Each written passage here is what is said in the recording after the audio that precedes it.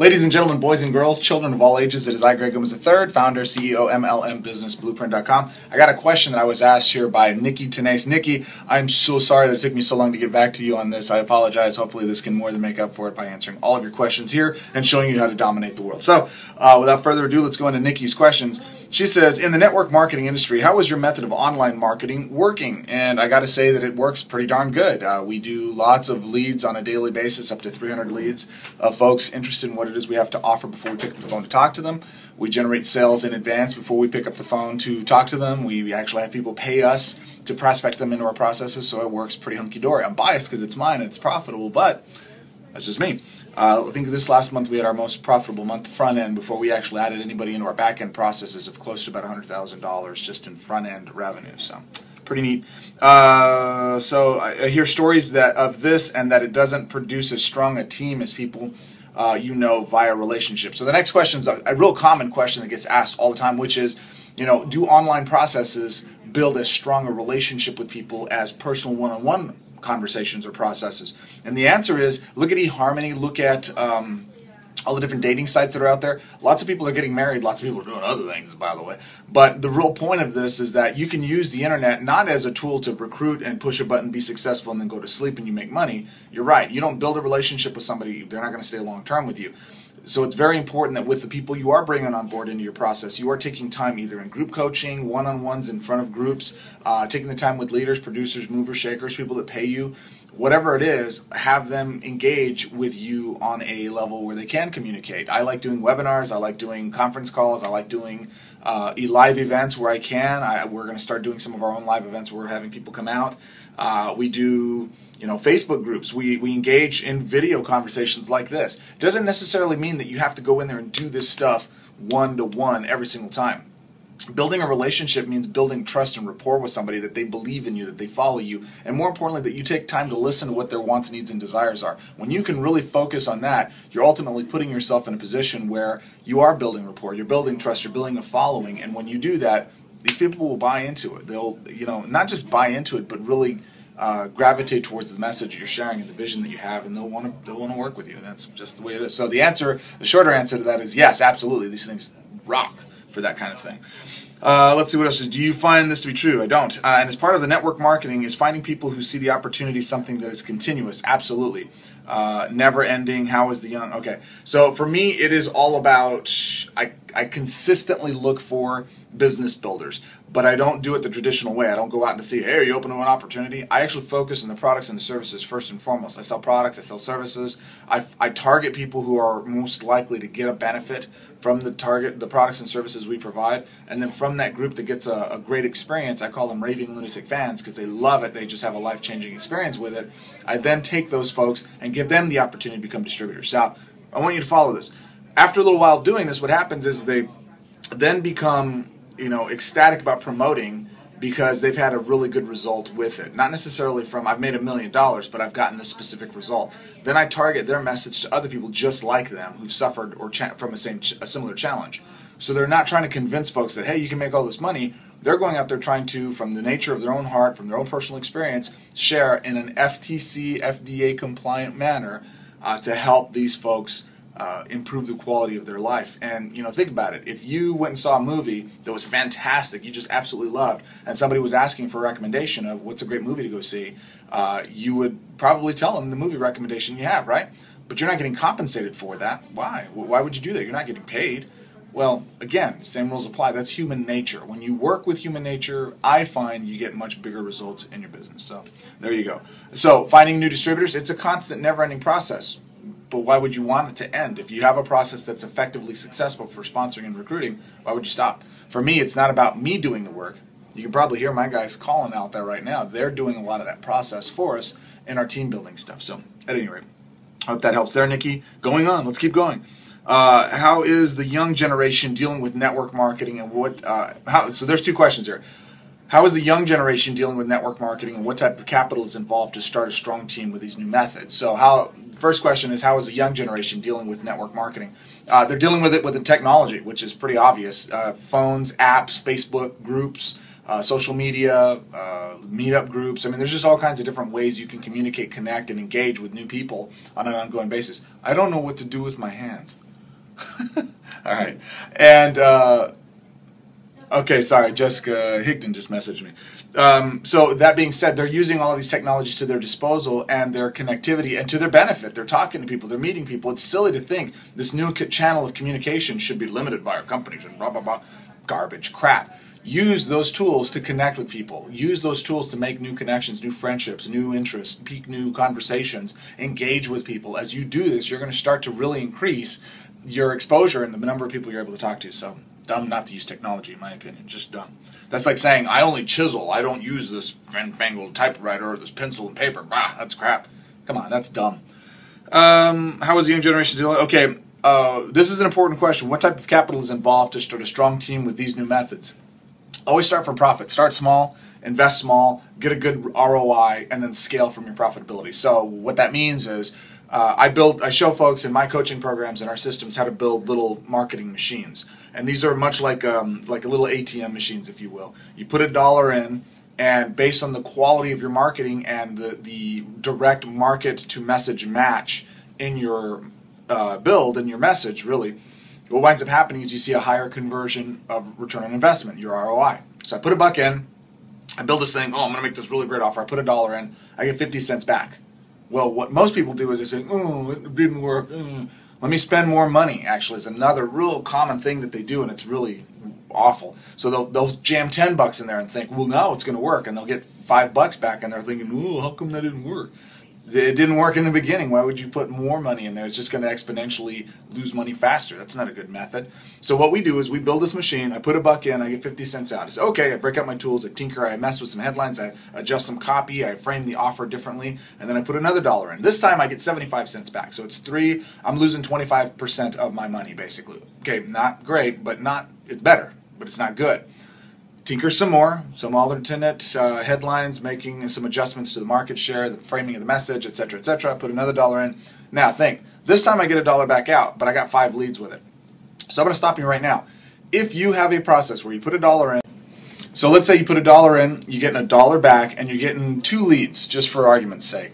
And let's make it more realistic. Let's say I stick $10 in, and I get 2 leads back, but I also get $10 back out. Well, that's actually pretty good. So I spent $10, I got 2 leads, and I got $10 back from like one of them buying something that cost $10 and made $10 profit for me, okay? Or $10 break even. So I broke even. So I put $10, I got 2 leads for free. Here comes the real question. How much money would you want to stick in that machine? If I put $10 in, I got 2 leads, and I got $10 back out. The real question becomes, how many leads for free do you want, right? And the real answer is as many as I can stuff in there. I'd stuff as many $10 bills in there as I can get, right? Fine. Awesome, and I used to have a model that worked that way really, really well. Then I said, well, wait a minute. If we got it to $1 in, $1 out, break even, and I got leads for free, is it possible to get this thing to convert even higher and generate more revenue up front before we even start talking to these folks? So we tweaked with it some more. We made some additional offers on the back end, lifetime value of a client, all this other stuff. And ultimately what wound up happening was, as we did this, we started to see our revenue profitability on the front end start to generate more and more revenue.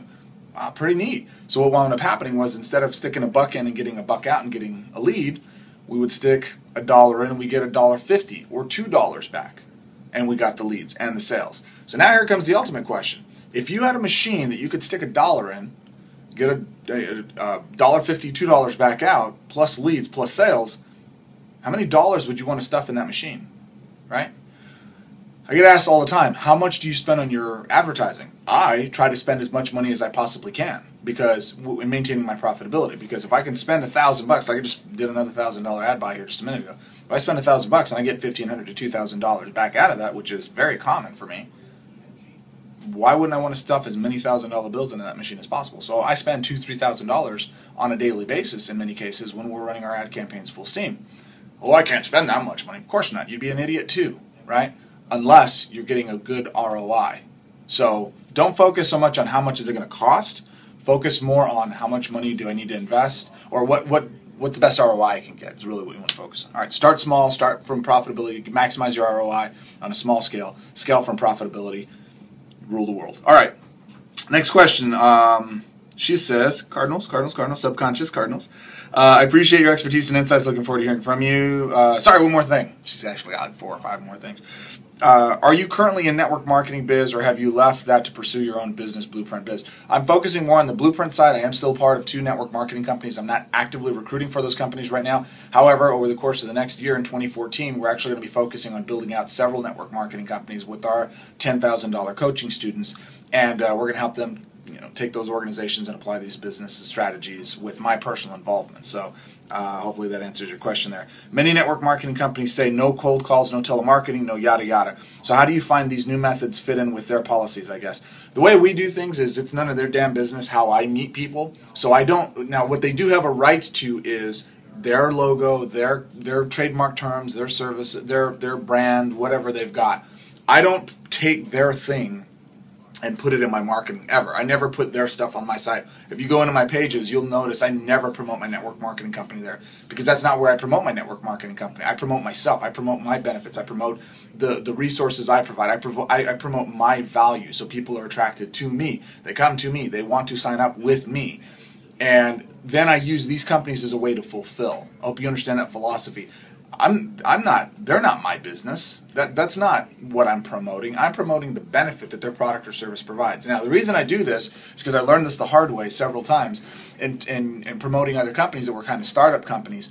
I worked my tail off for 2 years. The companies would fold, and then ultimately I'd get stuck holding the bag by these companies that didn't really didn't pan out. They didn't last. They got greedy. I helped build them to multi-million-dollar, tens of millions of dollars a year, and they want to take it off on me. Nah, sucked. Lost like $60,000 a month. Oh, it's terrible. All right. But so what I learned from that was that now I had to go back and start everything completely over. Well, had I done it the way I do it now, then I would have had a full frontal, I had a full process built out from the front end, and I would have just added or would have fulfilled using a different network marketing organization or a different company. So I wouldn't have been missing any beats with my front end process. So now my front end looks profitable. It is profitable. It's a business all on its own. And then I fulfill back end stuff, adding more value, more revenue, more profitability by then recommending these extra products and services. Does that make sense? So when the company says, you can't use the internet to promote my business, number one, I tell them they're a moron. Number two, then I go in and say, yeah, I'm not promoting your stuff online. I'm promoting my stuff online. I go build my list online. I go build my value, my following online. And then if I get around to it, I'll make you as a recommendation. Now, if you don't want that recommendation, no worries. I can definitely find somebody else who's happy to take that for you, take your spot. Or you could just, mind your own business, let me run my business, and then I'll be happy to actually fulfill with your products because I find them the best for this thing. You don't want it? There's other good products out there that I could use to fulfill. So there you go. All right. Business partner, how do you leverage your time to plug them into a system so you can continue to build and yet have a strong foundation? That's easy. Build better, build smarter.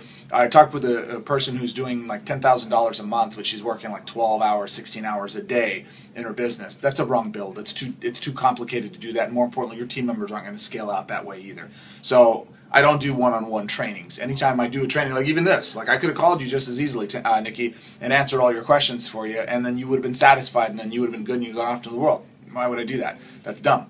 I instead shot this video. I'm leveraging the answer to this question to expose everyone else who's asking this question so that they get some value out of it as well. And if they get some value, they can follow the link below, join our network marketing training programs, and allow us to assist them into helping them improve the performances of their businesses as well. So I take something that I'm doing on a one-on-one basis, I'm leveraging it to, we call this demonstrating your expertise. When you can get in front of folks and actually give value, give good answers to where people on the other end say, you know what, that Greg guy is really onto something. I wonder what his link's about. Click. It's right below. You can click on it now.